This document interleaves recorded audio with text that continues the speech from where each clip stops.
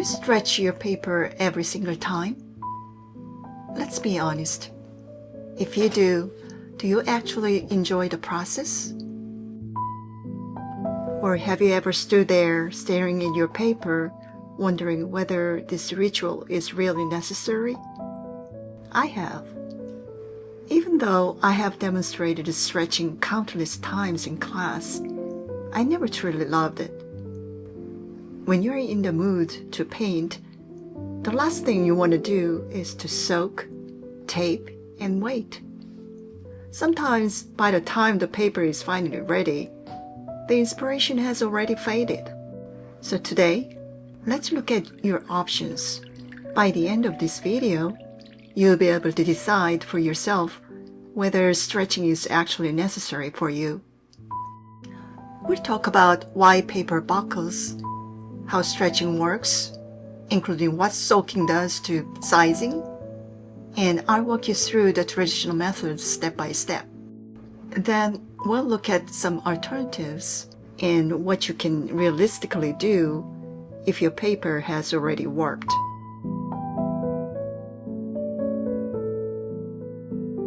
Why does watercolor paper buckle in the first place? Watercolor paper buckles because its fibers absorb water and expand. As the sheet dries, those fibers contract. If some areas get wetter than others, they shrink at different rates. That uneven contraction creates internal tension, and that tension causes buckling. Stretching is one method of controlling that internal tension.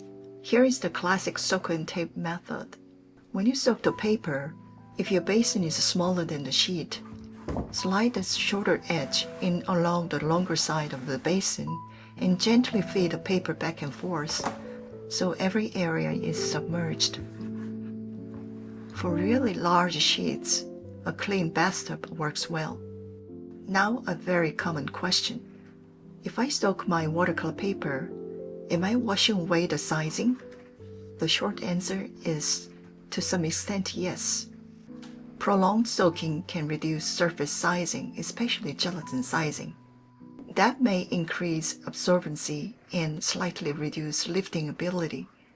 But moderate soaking, about 5 to 8 minutes for 140 pounds, generally relaxes the fibers without significant damage.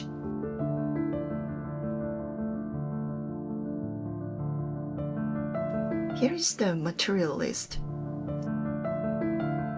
Use a rigid board that's slightly larger than your paper, at least half an inch thick, preferably 1 inch thick.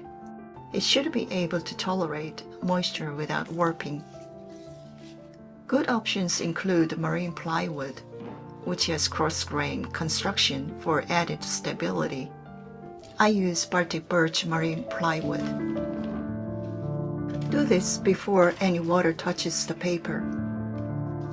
Cut 4 strips of tape, 2 for the short sides and 2 for the long sides. Each strip should be about 2 inches longer than the edge it will cover. Lightly dampen your board with a sponge. This helps the paper grip and not slide around too easily. After soaking for 5 to 8 minutes, lift the paper out of the water. Let the excess strip off and lay it flat onto the rigid board.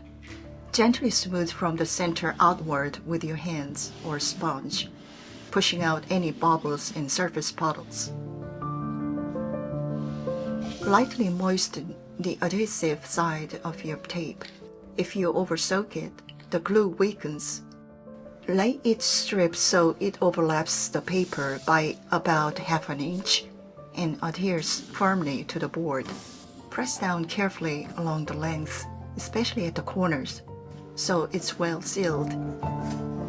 When the damp sheet is taped to a rigid board and let it dry, it shrinks under strain and becomes taut. That built-in tension helps resist further distortion during painting. Let it dry flat, usually overnight. Paint directly on the stretched sheet while it's still taped to the board. For demonstration purposes, Let's imagine the painting is now complete and ready to be removed. Once both painting and the paper are completely dry, use a ruler and a sharp knife to carefully cut along the edge of the sheet. I'll demonstrate the cutting process here, but I want to actually cut the paper. The tape stays on the board. Your stretched painting comes off with a clean cut edge. There is another reason I have often avoided stretching: decal edges.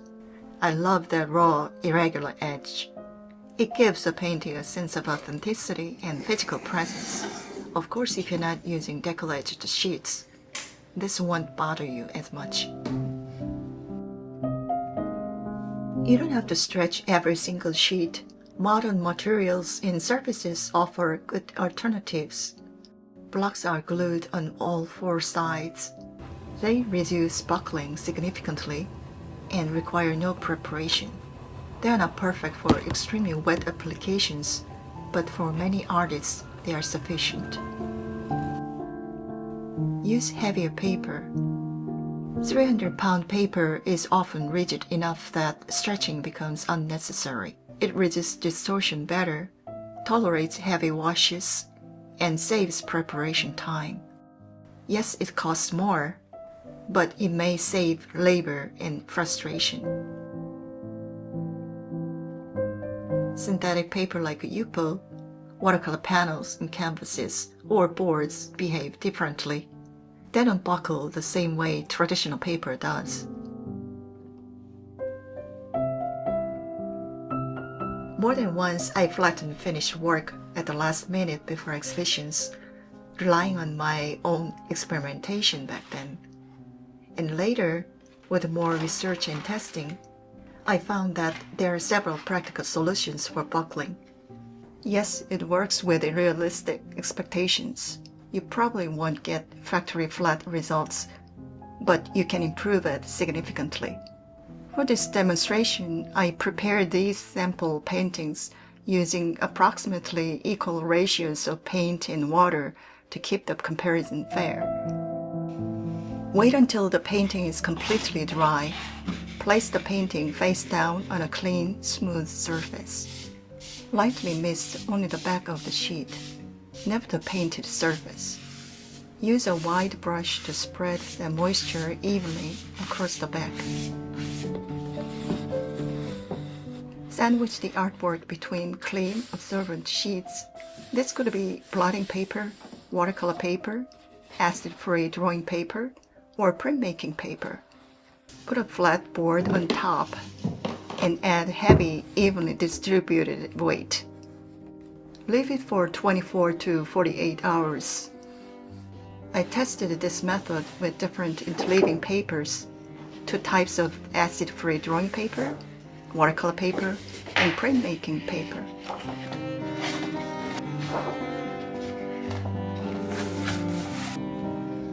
The differences were surprisingly small. I assumed that thicker paper would work better. I was to believe that printmaking paper would be more effective than watercolor paper because it contains less sizing. However, the test showed that even pressure during drying plays a far more critical role than the absorbency of the interleaving layers. The encouraging part is that the improvement was substantial. You won't get a perfect factory fresh sheet, but you can get visibly much flatter, which is usually more than enough for framing or scanning. So, do you really need to stretch watercolor paper? It depends. The better question is, when does the stability support your intention? If it gives you confidence, stretch. If it interrupts your rhythm, choose another path. Watercolor isn't about obeying tradition. It's about understanding the material well enough to make intentional choices.